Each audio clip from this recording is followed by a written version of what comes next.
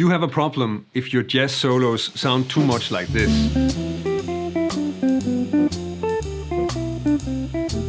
In a way, it should work because a lot of things are right about this example. It's nailing the changes, there's a place where you can add a really nice bebop accent, and actually it's a motif that's being moved through the changes. But it still doesn't really work. So why is that?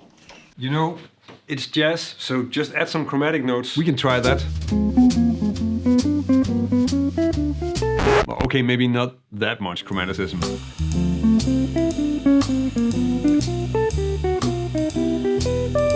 This is still not really working. Let me show you why. A great jazz line should surprise you. It should not only change direction on the heavy beats like this and the previous example did, because that makes it sound heavy and predictable. The lines should have much more life and more interesting rhythms, not just go from heavy beat to heavy beat like a machine or a lawnmower going back and forth. Instead, you want something that's more like this. Now, of course, it isn't that you can never change direction on a heavy beat. Yeah, actually Parker does this as well. So if you look at the solo to Au Prévave, then you can see that when he goes to B flat 7 here, it's going first up and then he's changing to a descending. Same thing here, even though it's kind of like a B flat minor, not a B flat 7. And when he returns to F, same thing, moving up, changing direction on B3. But not all the time, and it really pays to figure out how to make the line more surprising. So let's look at some surprisingly easy strategies for fixing that. A basic chromatic enclosure that you probably already know and use is a great hack for this. So if you have a D minor triad like this one, then you can add an enclosure around the notes like this.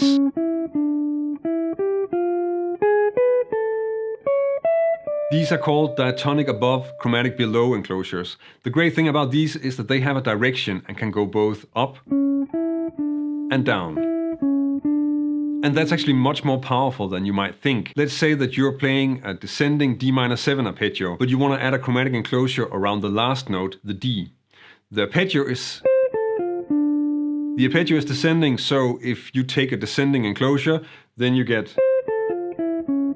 But if you have the enclosure go against the descending melody, then you get this. And I'm sure you can hear how huge the difference is. And this will help you create licks like this.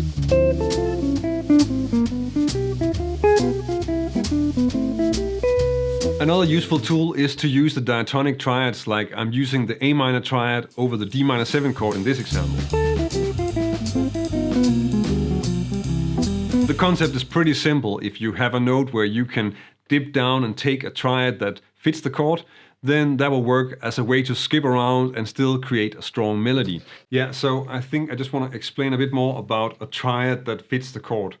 So in this context, we're talking about a D minor 7 chord. It's in the key of C major, and the triads that fit the chord would be all the triads that sort of work against the chord without sounding out of place on a D minor. So essentially, that's actually everything that doesn't contain a B. So if you take all the notes of C major and stack them up from D in thirds, then you're going to have sort of an overview of all the triads that you have available. And that means that you can use D minor, F major, A minor, and C major. And as soon as you get higher than that, then you start adding the B in there, and then you're in Herbie Hancock territory. And of course, you can go into Herbie Hancock territory, but it's a little bit more difficult to get to sound clear. And it's worth exploring, but maybe not the first thing you want to do. In example 10, I did this on the E, adding an A minor triad. But you can also just take the A and use a D minor triad. And that will work in a line like this, where I'm using the same concept on a D diminished triad to get a G7 flat 9.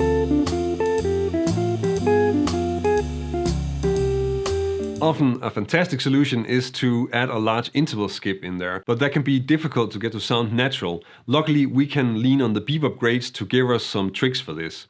If you're playing a melody that's a stepwise melody in the scale, and you have a place where there's a half step, so on a D minor 7 that might be between F and E, then you can add a lower chord tone, in this case the 5th A, and get something like this.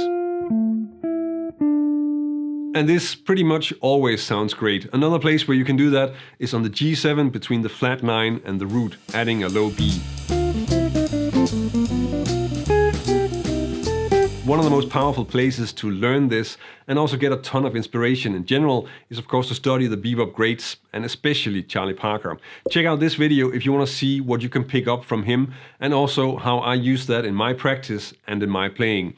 There are so many things you can learn from that.